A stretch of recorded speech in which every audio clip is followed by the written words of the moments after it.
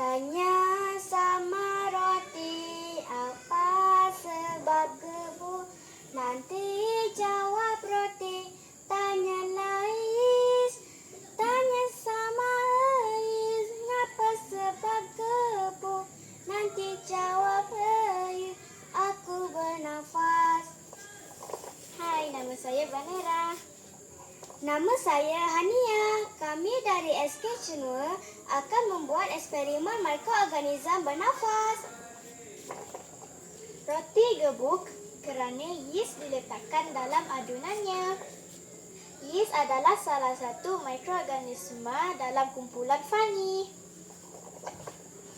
Yeast bernafas membebaskan karbon dioksida menyebabkan adunan mengembang. Mari kita buat eksperimen mikroorganisme bernafas. Bahan-bahannya 250 gram tepung gandum, 15 gram yeast, 2 sudu besar gula, secubit garam dan 100 ml air suam. Cara membuatnya, masukkan yeast ke dalam mangkuk, 2 sudu besar gula, secubit garam, kacau sehingga sebati.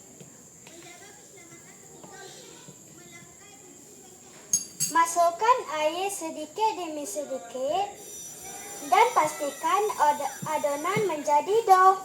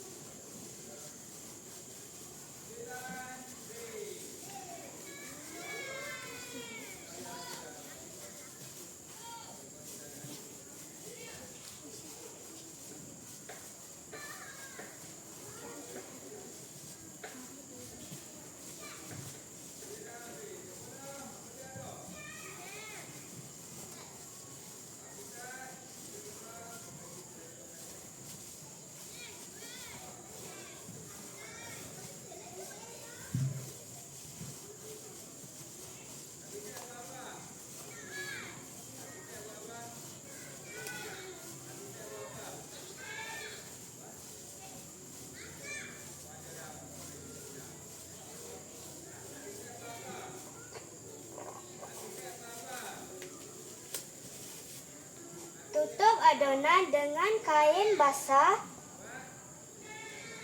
selama 1 jam.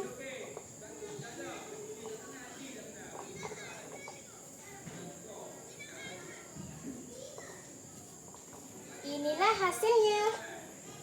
Wow, hebatnya!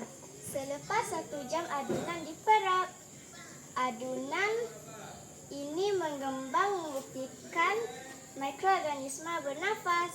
Jika dibakar, ia akan menjadi roti seperti ini. Sedapnya!